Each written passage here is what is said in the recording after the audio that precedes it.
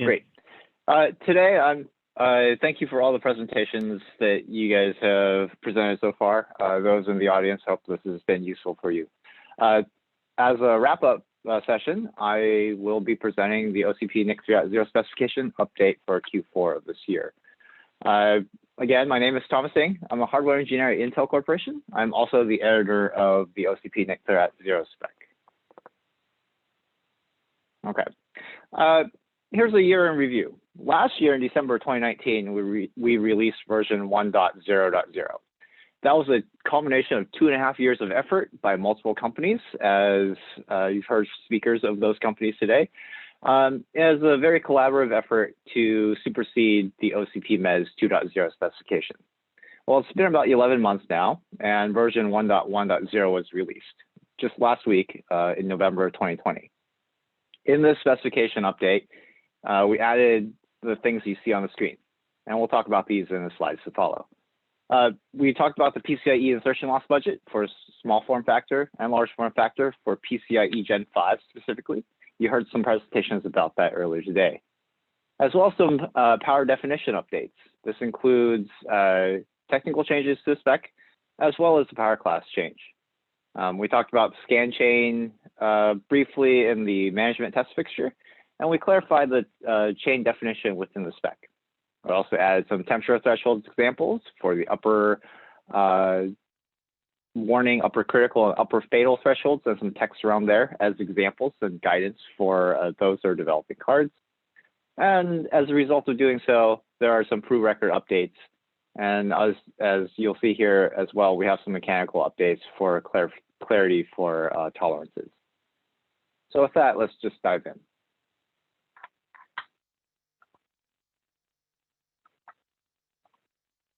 Okay, so you guys heard a presentation from the SI work group about the PCIe channel budget and its test requirements. As a quick summary, PCIe Gen 5 has a 36 dB end-to-end loss budget. Per the PCI Chem spec, that is the 9.5 dB loss budget for the card itself when you're a standard add-in card. In summary, the small form factor, we settled at 7 dB of loss. That's at 32 gig transfers per second, right, for Gen 5. Everything that's Gen 4 and below, that is per Chem spec. Okay. And the reasons were given before was, from a baseboard perspective, the servers are, have the CPUs far away. The OCP NIC 3.0 small form factor card is shorter. Therefore, we should be able to give up a little bit of the channel budget and give it back to the server guys. For the large form factor, on the other hand, this is aligned with the Chem spec budget of 9.5 dB. Okay. And from a fixture perspective, fixtures that John with Dell has contributed, we'll need a new fixture for Gen 5. Currently today, we have PCIe fixtures for Gen 3 and Gen 4, and the materials are defined in the spec.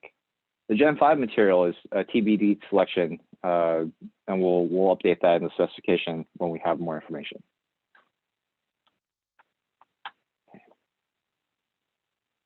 From a power perspective, one thing that we've highlighted in the last several monthly meetings is that the 12-volt edge is now optionally disabled in ID mode and programming mode. This is a clarification to the spec because within these two modes, 12-volt edge is not used for payload consumption. If you look at the power table in the bottom right-hand corner, within those two modes, it's 50 milliamps max. It's not really meant to turn on your payload or power up your silicon at that time. And really in those two modes, when you're in ID and programming, you're only accessing the through EEPROM anyway, because, you're only accessing the through EEPROM anyway, and that's only powered from 3.3 edge. Along the power definition updates, we also added a 50-watt card slot definition. This bridges the gap between the 35-watt slot and the 80-watt slot definitions that we previously had in the spec. When we started this venture, it was converting a lot of PCI Express add-in cards from the stand-up form factor into OCP NIC 3.0. And I think up to the 35-watt slot naturally made sense at that time.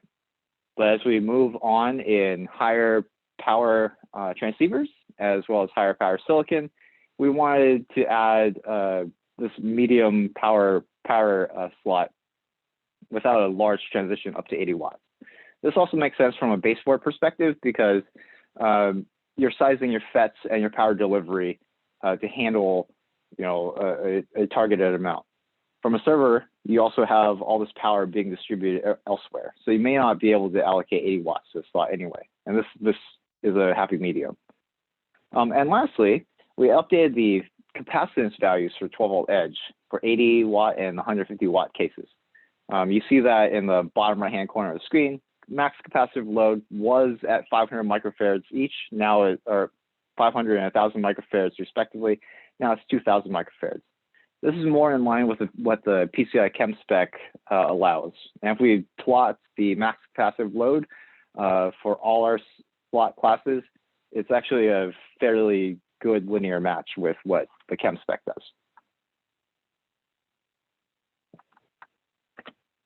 Onwards to the scan chain. So as I mentioned earlier, we clarified the timing definition of scan chain.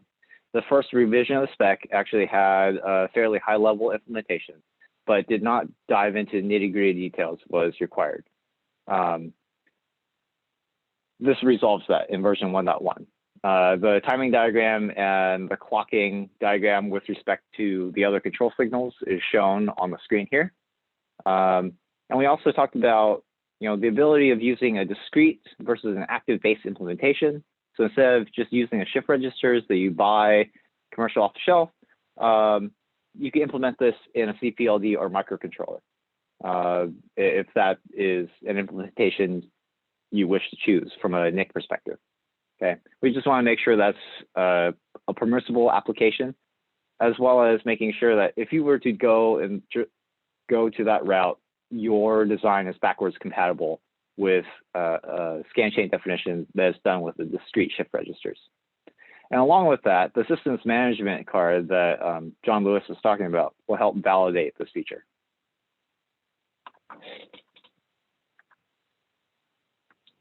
Moving on to temperature. We added some thermal guidance examples for the upper warning, upper critical, and upper fatal thresholds. Per the spec, we report out upper warning, upper critical, upper fatal, right? And when we do that from a NIC perspective, the baseboard should react accordingly. We added some text based off of the DMTF definitions for warning. When you hit warning, this gives an early indication to the server that I, as a card, need you to take remedial action. That way we could increase the cooling capacity, for example, increasing the fan speed. That way we don't get too hot. When we reach the critical threshold, the NIC is expected to potentially have degraded performance, or there may be transient errors like bit errors may occur for the silicon. By the time we hit fatal, and theoretically should not hit this point, this is the temperature at which the silicon may experience some permanent failures. But at least giving some guidance on what these values are, as well as an example in the spec, allows a NIC vendor to be able to make some educated applications of values.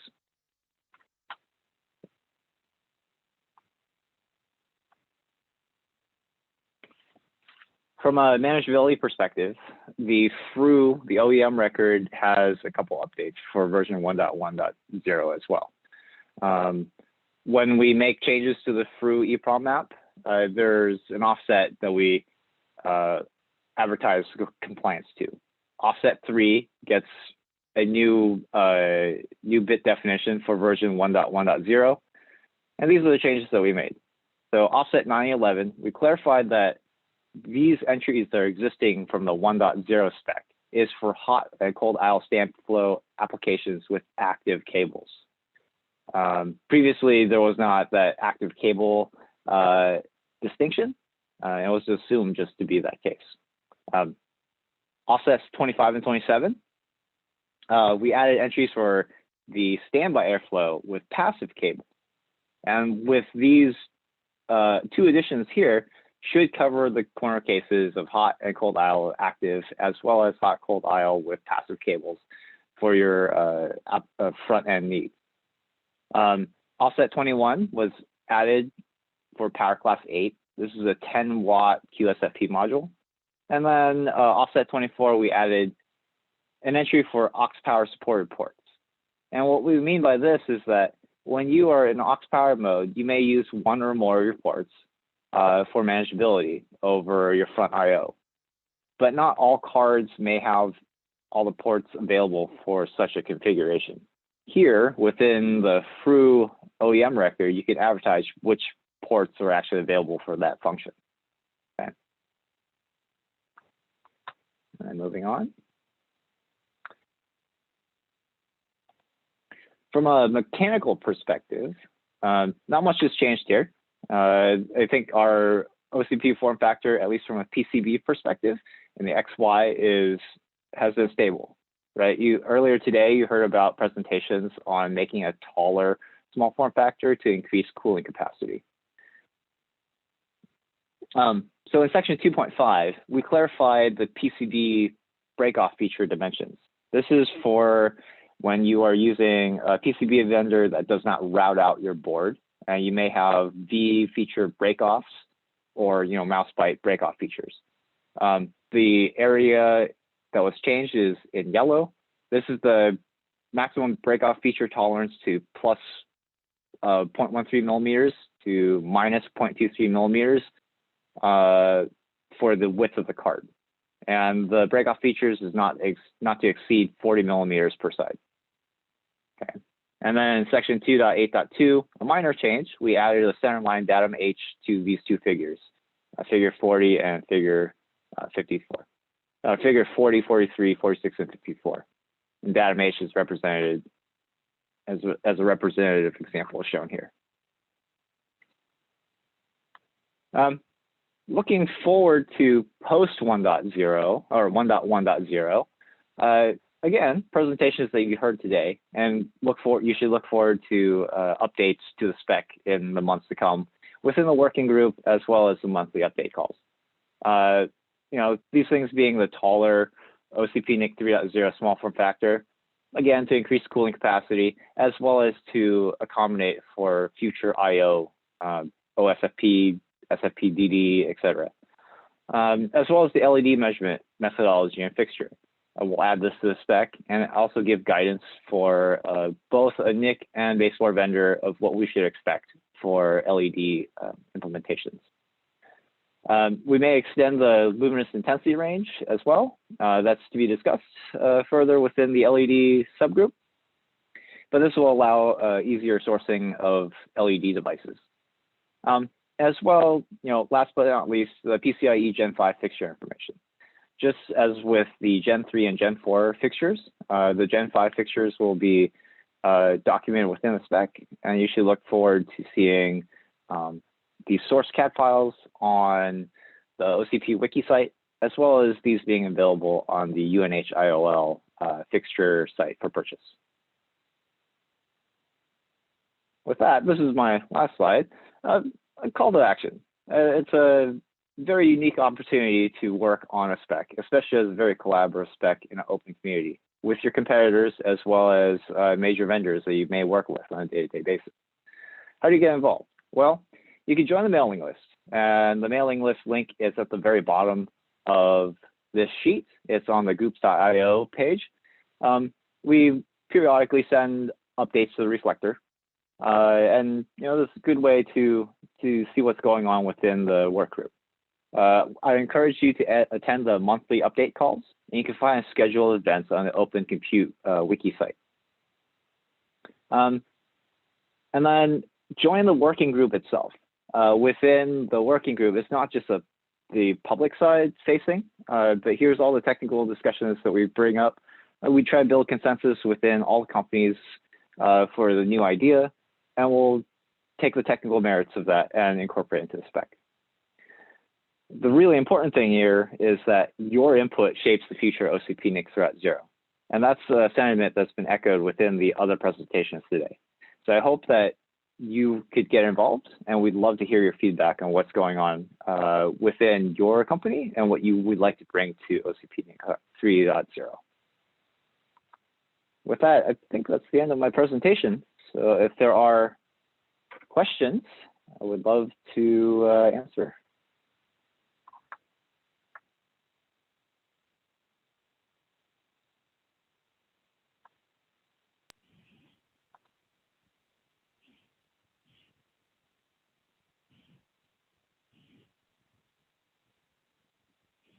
It's a great presentation, Thomas.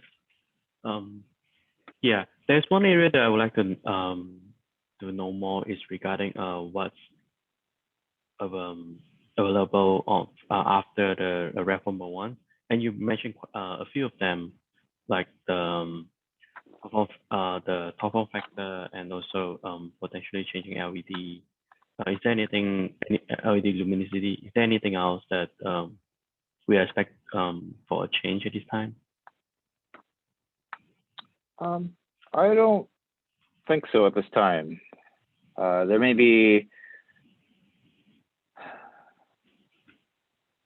yeah, I don't think so at this time. Right now, those are the major items that we're expected to see a change in for the spec.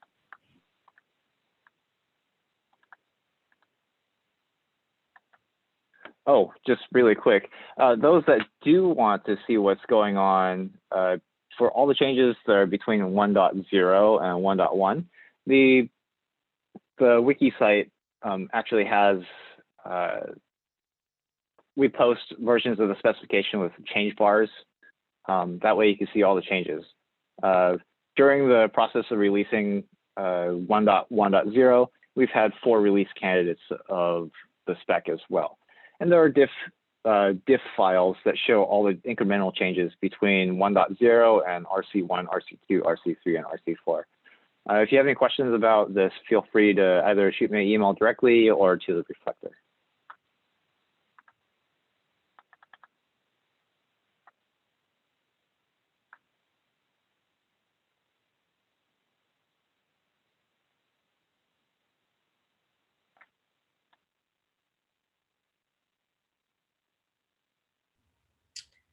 All right, we have a couple more minutes before our next session. So I'm not sure if you guys want to discuss any other topics or have any other questions for Thomas in the next 2 minutes.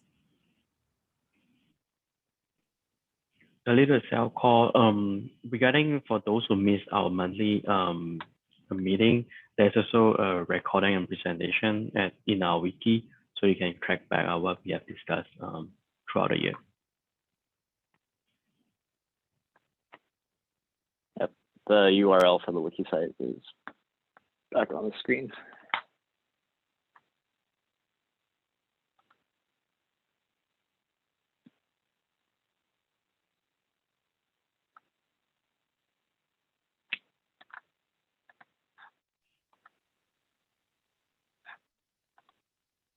I don't have a question, but just want to say thank you, Thomas, for all the work you put into spec writing. I know it's been a lot of work, but it's really turned out great.